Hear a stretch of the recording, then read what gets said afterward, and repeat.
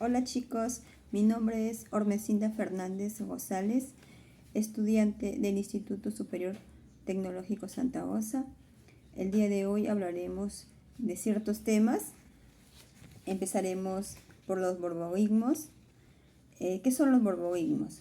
Los borborismos pueden producirse tanto en el abdomen como en la zona intestinal y en ocasiones pueden ser un indicador de hambre, de gases o de que el proceso digestivo se esté desarrollando de manera normal. Los borborismos pueden producirse tanto cuando la persona está durmiendo o cuando la persona está despierta. La mayoría de estos sonidos son inofensivos. Sin embargo, hay algunos casos en los que los sonidos anormales pueden indicar un problema. Las principales causas de ruidos en el abdomen son hambre o que la digestión se esté realizando correctamente, gases. Tenemos también las infecciones e inflamaciones gastrointestinales. Tenemos la obstrucción intestinal y también una posible hernia.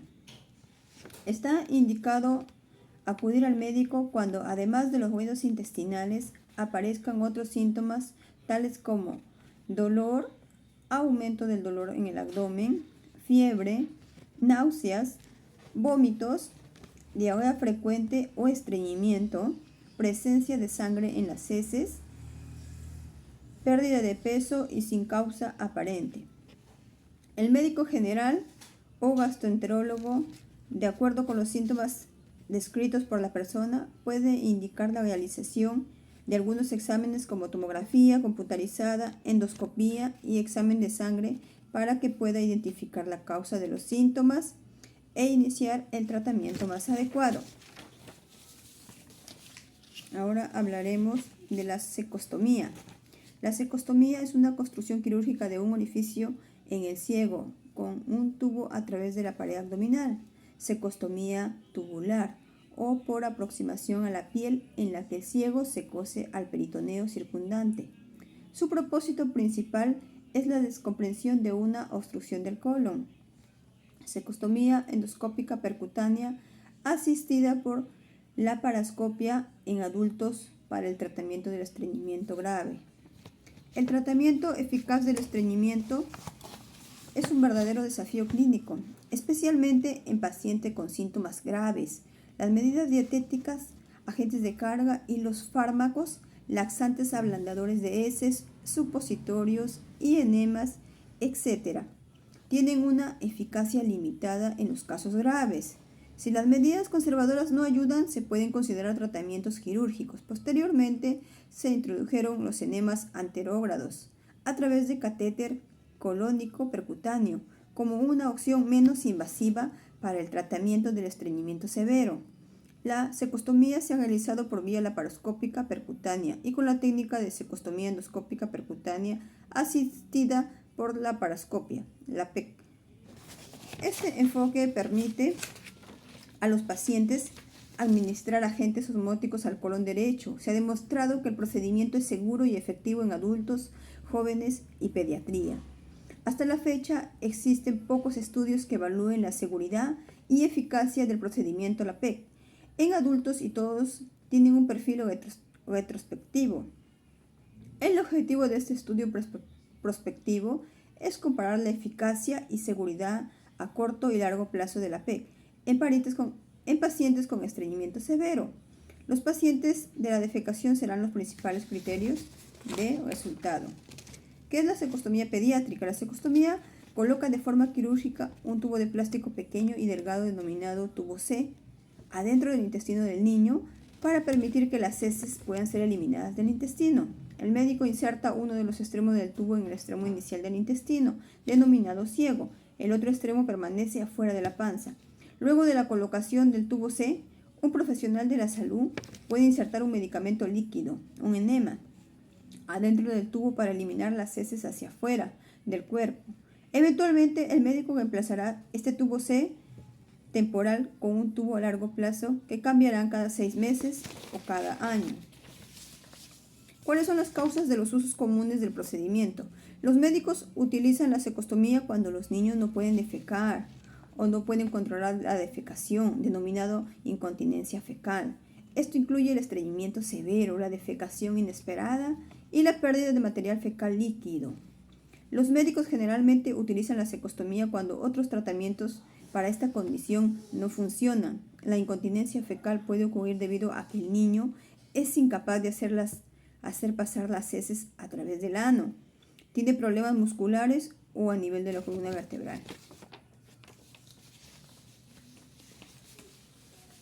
Ahora hablaremos de la enfermedad celíaca. La enfermedad celíaca se define como un proceso sistémico de naturaleza autoinmune que aparece en personas genéticamente predispuestas y cuyas causas es una intolerancia permanente al gluten, una proteína contenida en ciertos cereales. ¿Qué es el gluten? Es un conjunto de proteínas contenidas en la harina de los cereales, como el trigo, la cebada, el centeno, el camú, espeltes o sus variedades, híbridos como el triticale. En el trigo está compuesto por gliadinas y glutenina. La gliadina prolamina es soluble en alcohol y contiene la mayor parte de productos que resultan tóxicos. La prolamina en el centeno es la secalina y en la cebada la ordeína. Síntomas de la celiaquía. La celiaquía puede o no presentar síntomas evidentes. Cuando los presenta, estos pueden ser múltiples, unos pocos o apenas uno solo. Cuando la celiaquía es multisintomática, suele producir varios de los siguientes síntomas: caída del cabello por desnutrición, deterioro en los dientes por falta de absorción del calcio, distensión abdominal suele ir acompañada de dolores, diarrea crónica y muy abundante, constipación se da en un 30% de los casos, uñas quebradizas por desnutrición, pérdida de peso puede llevar a la desnutrición, depresión e irritabilidad. Cuando es oligo o monosintomática, puede presentar algunos pocos o bien uno solo de los siguientes síntomas: convulsiones con calcificaciones cerebrales, anemia por falta del hierro, osteoporosis, predispone a sufrir fracturas, infertilidad, tanto en mujeres como en hombres, pérdidas de embarazos por abortos espontáneos y tenemos impotencia sexual. Su grado de detección, solo 1 de cada 10 celíacos sabe que lo es. Aunque la enfermedad celíaca puede manifestarse de distintas formas y los pacientes puedan experimentar sintomologías diferentes, la patología, cuando existe, es la misma. No se es más o menos celíaco. Sí existen distintos grados de celiaquía, sí existen distintas respuestas de cada paciente, distintos estadios, formas de presentación o evolución de la enfermedad, pero la patología de fondo es la misma. A veces puede dar lugar a confusión de la llamada clasificación de Mars, debido al patólogo británico Michael Mars, que gradúa la cantidad de daño que la enfermedad ha provocado en la vellosidad intestinal en un momento concreto y que refleja no el grado de celiaquía, sino su evolución, atendiendo 4 parámetros: predisposición genética, presencia de anticuerpos, atrofia vellositaria y síntomas. Se pueden clasificar los celíacos presentes o futuros en varios grupos que representan distintas formas de representación de la enfermedad. Tenemos el grupo clásico, clínico o sintomático. Se caracterizan por un resultado positivo en todos los parámetros: predisposición genética, daño intestinal, serología positiva y síntomas manifiestos típicos en la mayoría de los casos. Es la manifestación no común y la más fácilmente diagnosticable. Grupo saliente o subclínico. Existe predisposición, daño intestinal y serología, pero no se manifiestan síntomas. La ausencia de síntomas dificulta la sospecha y por tanto aumenta la posibilidad de demora de diagnóstico, si no existía previamente, o de relajación del tratamiento cuando existía. El daño intestinal sin tratamiento supone un riesgo evidente. Grupo latente. Son aquellos pacientes que aún consumiendo gluten no presentan deterioro intestinal, aunque puedan tener síntomas o incluso anticuerpos. Pueden presentar aumentos de linfocitos intraepiteliales, pero sin atrofia, aunque la hubieran tenido en el pasado.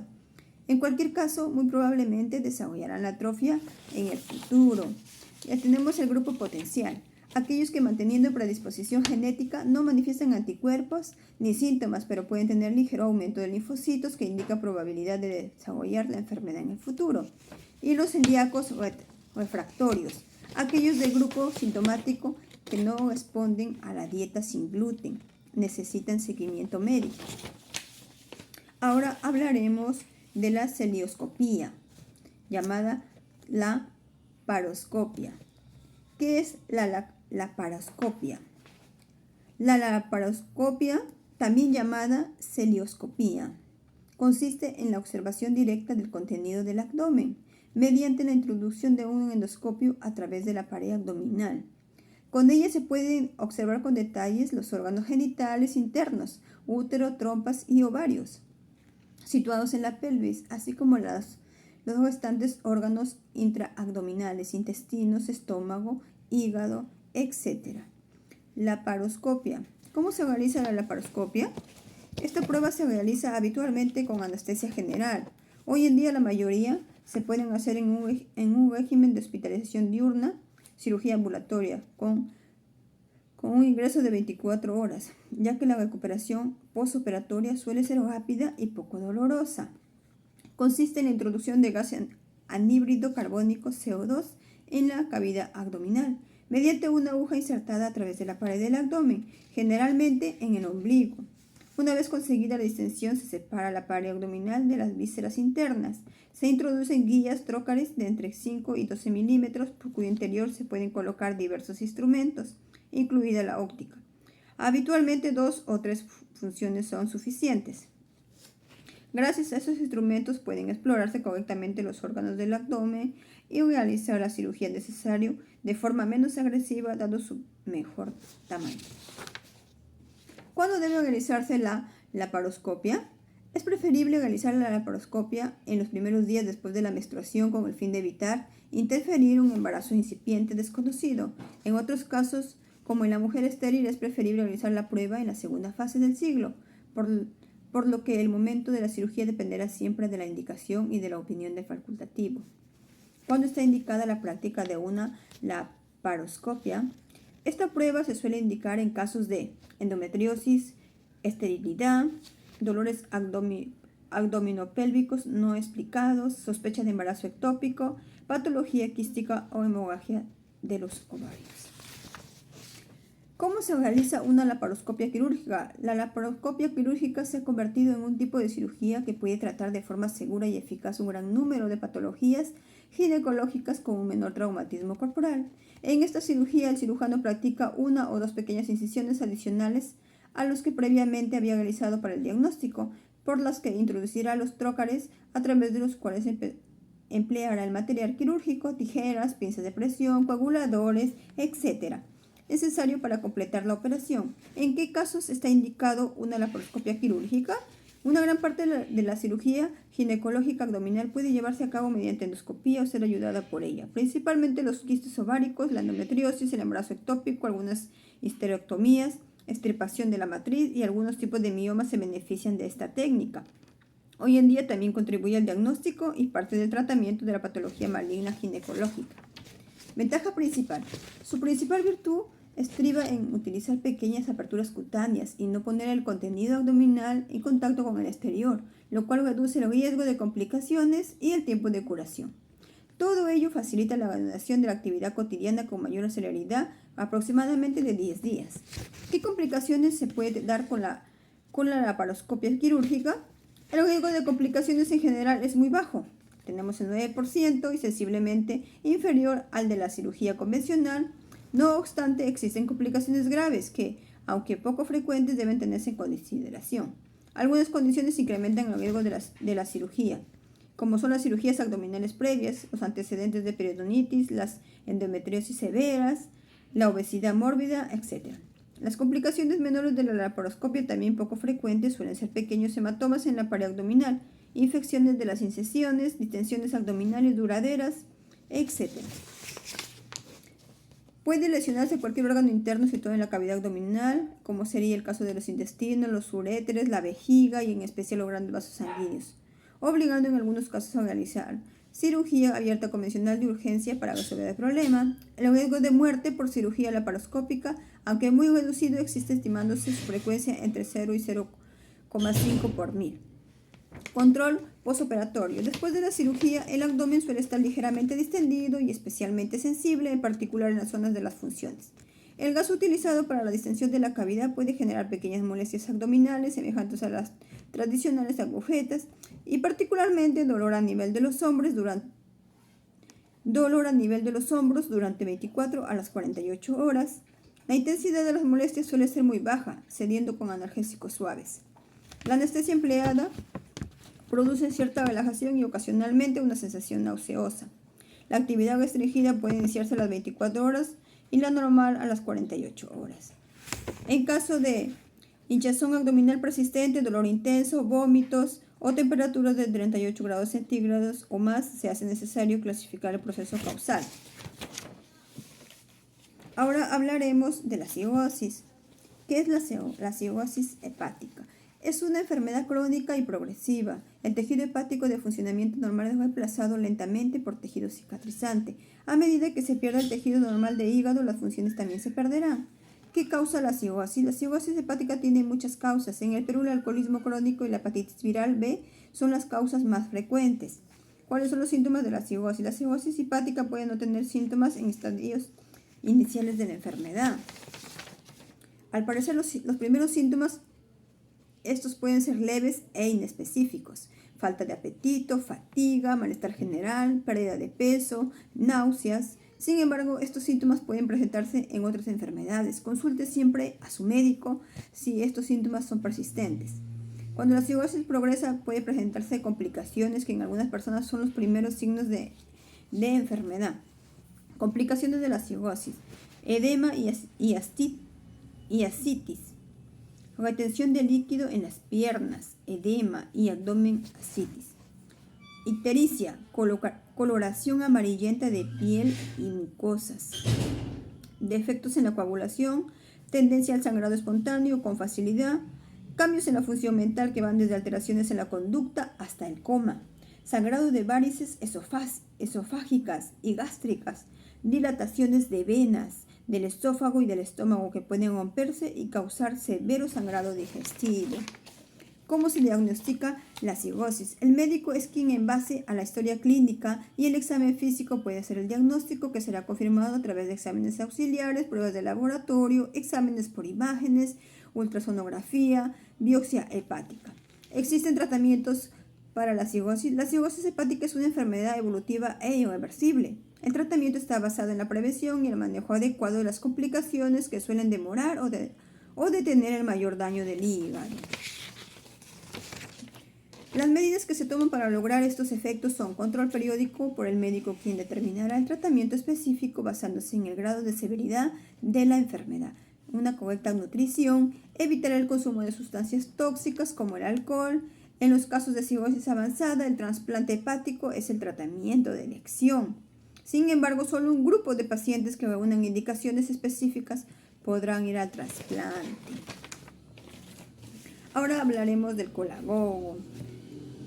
Los colagogos son fármacos o extractos de plantas que facilitan la expulsión de la bilis retenida en la vesícula biliar y casi siempre van acompañadas de acción purgante intestinal.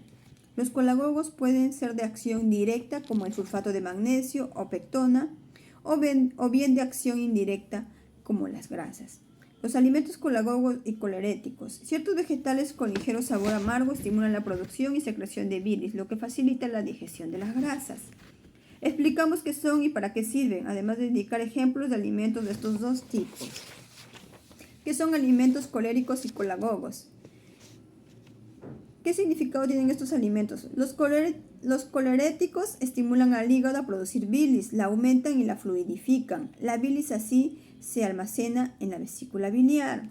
Los alimentos colagogos, por su parte, estimulan la contracción de la vesícula para poder expulsar esta bilis almacenada en ella hacia el duodeno.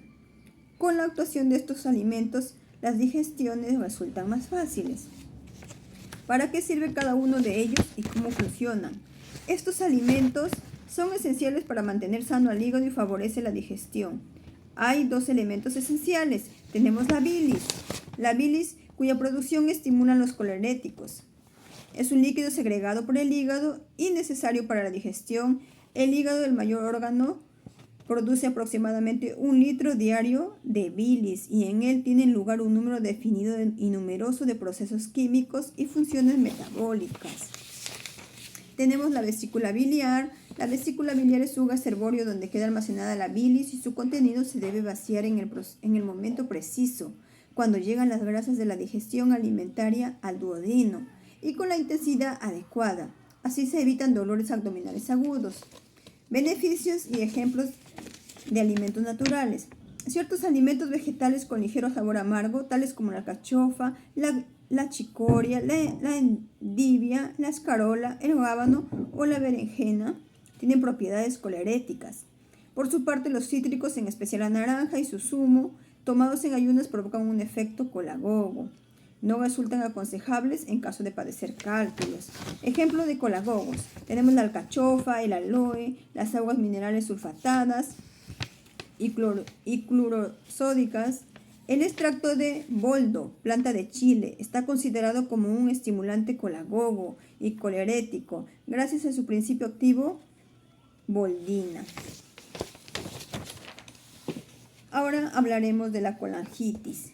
La colangitis aguda se define como la inflamación de la vía biliar secundaria a infección bacteriana. Se trata de una entidad con una potencial repercusión sistémica grave, por lo que es fundamental realizar un diagnóstico y una estratificación de riesgo de forma precoz para poder iniciar un tratamiento antibiótico y un drenaje de la vía biliar adecuados. Etiología y epidemiología. La colangitis aguda se produce como consecuencia de la obstrucción de la vía biliar y del crecimiento bacteriano en la bilis. 1. La principal causa de obstrucción es la litiasis biliar. La prevalencia de coliatisis en la población general es del 10 al 15%. 2. Los pacientes con coliatisis asintomática tienen un riesgo anual del 1 al 3% de desarrollar complicaciones, colecistitis, colangitis y pancreatitis. La coledocoliatitis es pues la causa más frecuente de colangitis, constituyendo más del 50% de los casos. Otras causas son las secundarias a obstrucción por neoplasías, páncreas, duodeno, vesícula biliar, hepáticas, por procesos inflamatorios, tumores benignos, parásitos, fibrosis de papila y las secundarias a la realización de una colangiopancreatografía retrograda endoscópica o a daño de la vía biliar postquirúrgico. El pronóstico ha mejorado en los últimos 30 años gracias al uso de cada vez más frecuente de las técnicas de drenaje endoscópicas. Antes de 1980 la mortalidad era superior al 50%, entre 1980 y 1990 del 10 al 30%, la incidencia de casos de colangitis aguda severa es del 12,3% y la mortalidad actual es de 2,7 al 10%. Fisiopatología. El desarrollo de una colangitis requiere de dos factores fundamentales: la colonización bacteriana de la bilis y la obstrucción de la vía biliar, que ocasiona un aumento de la presión en el interior de la misma.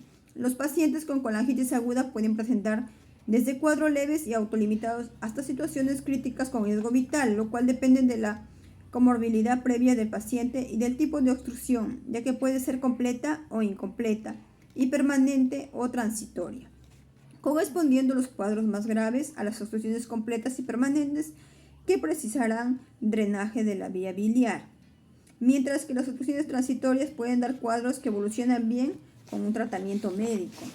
La colangitis aguda se clasifica en 3 grados de severidad. La colangitis severa grado 3, que implica la presencia de disfunción de algún órgano. En la colangitis moderada grado 2 es la que sin fallo de órganos tiene un elevado riesgo de mala evolución si no se drena la vía biliar. Y la colangitis del grado 1 es la que no tiene criterios de ninguna de las otras dos. Esta clasificación es importante para identificar sobre todo los casos moderados que pueden progresar a severos sin drenaje biliar. Tratamiento antibiótico. Junto con el drenaje biliar, el tratamiento antibiótico es fundamental para el control de la respuesta inflamatoria sistémica y para el control de las complicaciones locales accesas. El tratamiento antibiótico se debe instaurar de forma precoz. En las formas graves se debe iniciar en cuanto se sospecha el diagnóstico. Ahora hablaremos de la colecistectomía. Es la intervención quirúrgica consistente en la extracción de la vesícula biliar y es el método más común para tratar distintas patologías de este órgano. La intervención resuelve los síntomas típicos del cólico biliar en el 95% de los pacientes. Actualmente, en la mayor parte de las cirugías de la vesícula biliar se utilizan técnicas laparoscópicas basadas en introducir en el abdomen a través de 3 o 4 pequeños orificios, un instrumental de tamaño reducido y una cámara. Por lo general se opta por la colecistectomía laparoscópica cuando se prevé una cirugía sencilla. ¿Cuándo está indicada la colecistectomía? La operación está indicada para pacientes cuya vesícula padezca una serie de enfermedades como cálculos biliares, también llamado colelitiasis, inflamación por infección también llamada colecistitis, dolor abdominal intenso debido a un cólico de vesícula o asociada a otros procedimientos. Indicaciones más frecuentes: litiasis biliar, colelitiasis y colecistitis. ¿Cómo se realiza la colecistectomía? ¿Cómo es la intervención? Una vez localizada la vesícula biliar, se cortan los vasos que la irrigan y el conducto cístico para posteriormente extirpar la vesícula a través del instrumental laparoscópico. Excepcionalmente, si la vesícula biliar está muy inflamada, infectada o alberga cálculos grandes, es recomendable acceder por el abdomen mediante una colecistectomía abierta. Para ello se realiza una pequeña incisión debajo de las costillas en la parte derecha del abdomen. Tras separar el hígado para exponer la vesícula biliar, se cortan los vasos y el conducto que están conectados a este órgano para extirparlo.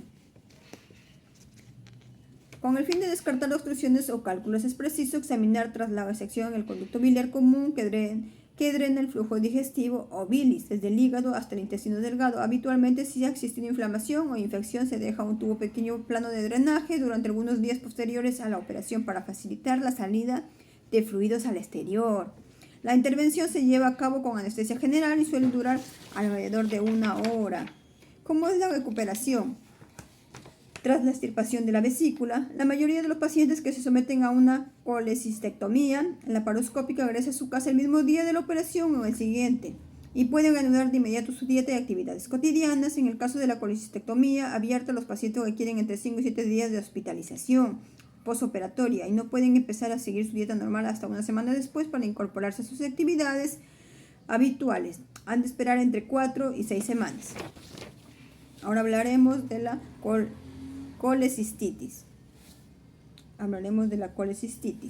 Inflamación aguda de la vesícula debido a cálculos, como también a isquemia, trastornos de motilidad, injuria química directa, infecciones por microorganismos, parásitos, enfermedades del colágeno y reacciones alérgicas. Los cálculos son la causa de la colecistitis aguda. En la mayoría de los casos se debe a una obstrucción física del cuello de la vesícula o del conducto cístico, incrementando la presión en la vesícula. Dependiendo de la duración y el grado de obstrucción, se puede dar un cólico biliar o una colecistitis aguda. Sin tratamiento puede ocurrir complicaciones. Hay 2 factores para determinar la progresión de la colecistitis aguda. 1, grado de obstrucción y 2, duración de la obstrucción. Si la obstrucción es parcial y de corta duración, el paciente experimenta cólico biliar, colecistitis crónica. Si la obstrucción es completa y de larga duración, el paciente desarrolla colecistitis aguda. Tipos: colecistitis edematosa de primera etapa, colecistitis necrotizante segunda etapa, y tenemos colecistitis supurada la tercera etapa y colecistitis crónica la cuarta etapa. ¿Cuál es el tratamiento quirúrgico óptimo para colecistitis aguda de acuerdo con el grado de gravedad? Grado 1. Grado leve. La colecistectomía laparoscópica temprana es el tratamiento de primera línea en los pacientes con éxodo quirúrgico. La observación, seguimiento sin colecistectomía después de la mejoría inicial con el tratamiento médico podría ser indicada. Tenemos el grado 2, grado moderado. Se acompaña a menudo por la inflamación local grave. Se debe tener en cuenta la dificultad de la colecistectomía como un método de tratamiento. Si un paciente no responde al tratamiento inicial médico de urgencia o se requiere el drenaje de la vesícula biliar temprana. Grado 3 es el grado grave. Urgente. El drenaje de la vesícula biliar temprana debe ser realizada. Colecistectomía electiva puede ser realizada después de la mejora de la enfermedad aguda, si se ha logrado por el drenaje de la vesícula biliar. Y ahora tenemos por último la colectomía. Hablaremos de la colectomía. La colectomía es un procedimiento quirúrgico en el que se extirpa todo el colon o parte de este. El colon Una parte del intestino grueso es un órgano largo con forma tubular en el extremo del tubo digestivo. La colectomía puede ser necesaria para tratar o prevenir enfermedades y afecciones que afectan al colon. Existen varios tipos de operaciones de colectomía. La colectomía total implica la extirpación de todo el colon. La colectomía parcial implica la extirpación de parte del colon, también se le puede llamar colectomía subtotal. La hemicolectomía implica la extirpación de la parte derecha o izquierda del colon.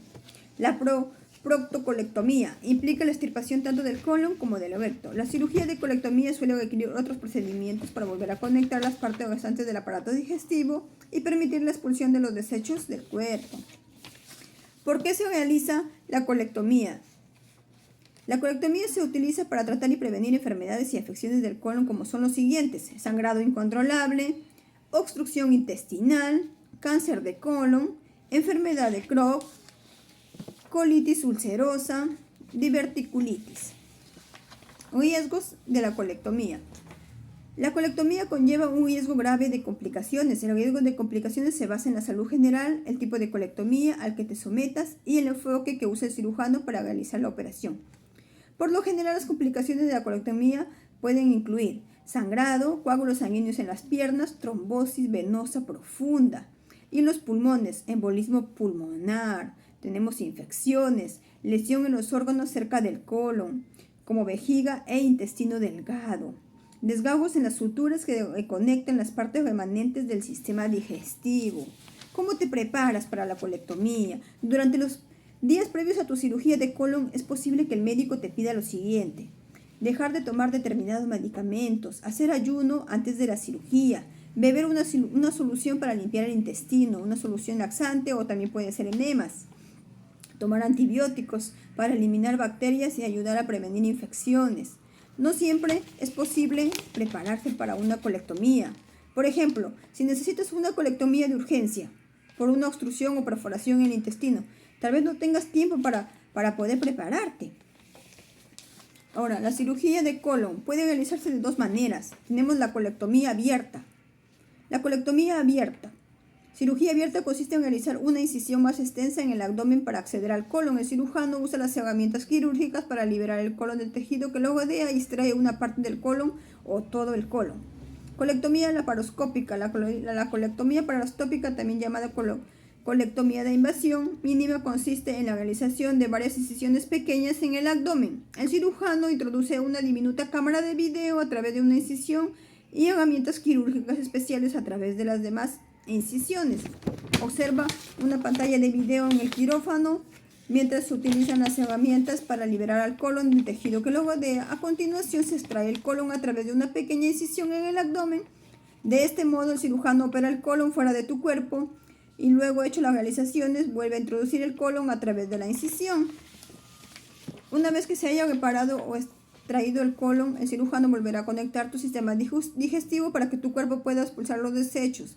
Las opciones incluyen reincorporación en las partes restantes del colon, conexión del intestino con una apertura creada en el abdomen. Es posible que puedas usar una bolsa fuera del estómago para recolectar las heces. Esto puede ser permanente o temporal. Después de la colectomía, de la cirugía, te llevarán a una habitación de recuperación para vigilarte mientras pase el efecto de la anestesia. Luego el equipo de atención médica te llevará a una habitación del hospital para que continúes con tu recuperación. Deberás permanecer en el hospital hasta que recuperes la función intestinal. Esto puede llevar un par de días o una semana. Es posible que no puedas comer alimentos sólidos al principio. Puedes recibir alimentación líquida por vena, generalmente en el brazo, y luego pasar a beber líquidos claros. A medida que los intestinos se vayan recuperando, eventualmente podrás agregar alimentos sólidos. Pregúntale a tu médico cuándo podrás volver a tu rutina normal. Bueno, es toda mi exposición. Gracias.